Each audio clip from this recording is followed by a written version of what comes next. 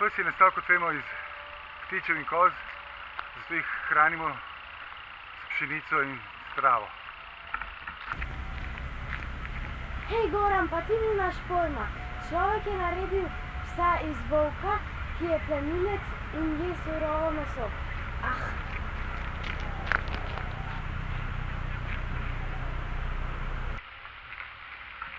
Torej, pes je nastal iz mesojedega plenilca volka. Prosim vas, če lahko pogledate na konzervi ali vreči suhe hrane, koliko je mesa notri in katerega mesa. Koliko pa daste denarja na mesec za to hrano? Koliko bi pa dobili mesa za ta denar? Vem, kaj se sprašujete. Le koliko pol pes rabi na dan tega mesa?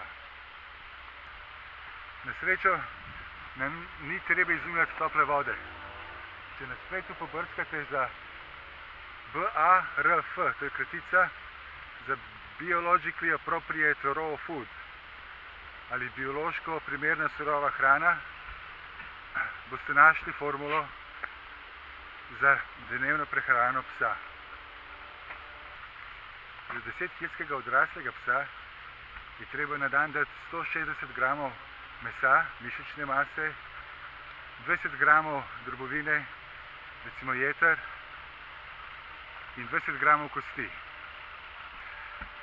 Kosti naj niso nosilne, recimo noge oziroma tace, ampak vrat, če gre recimo za goveje kosti.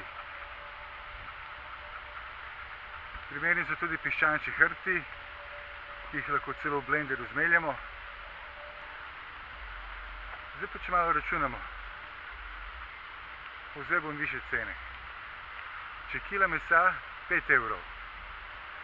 Torej rabite kilo 600 za 10 dni, to je 8 evrov. In za 30 dni je 24 evrov. Če za kilo drobovine date 3 evre, je to za 10 dni 0,6 evrov, evro 80 centov na mesec. Če za kilo piščančjih hrbtov date 3 evre, je to zopet pod 2 evra na mesec za kosti. In vse skupaj za 30 dni pride pod 30 evrov za biološko primerno surovo hrano za vašega psa. Seveda sem to postavil višje cene. Če meso kupujete v klavnici, ga lahko dobite že nekaj čez evro za kilo.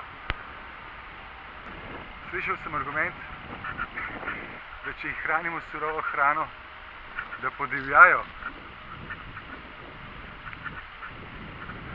Tukaj ne bi kaj dosti izgubljal besed.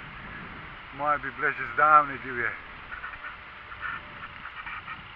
Bi pa omenil, da je meso mogoče, preden jim serviramo, dobro dati v krop.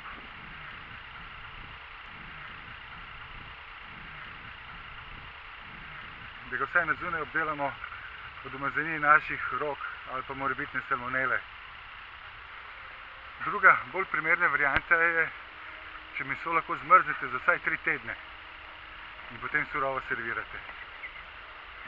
Ko mi psu dajemo suho hrano ali konzerve, pes sploh ne uporablja zob, samo pogoltne.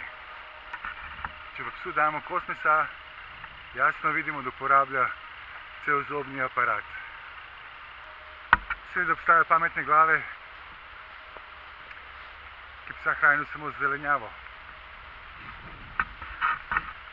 Ne vem, če je to najbolj primerna hrana za mesojedega plenilca.